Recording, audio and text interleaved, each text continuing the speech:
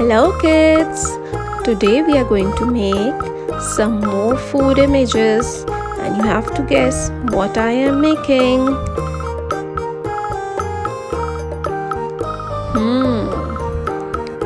Looks like a hot dog. Oh yes, it is a hot dog.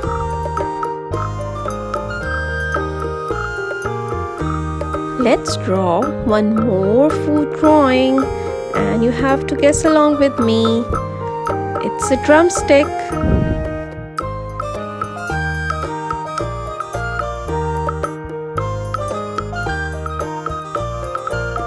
Here we make one more drawing and this time it is something sweet. You can already see what it looks like. It's a popsicle.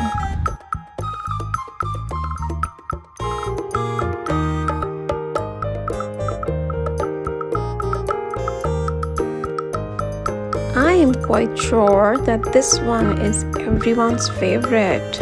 It has got a cherry on a top. Do you know what it is? It's a slice of cake.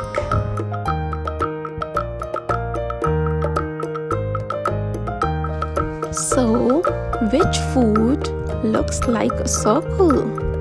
And it has got a lot more on it. I think it's a cookie. And now we are making some candies.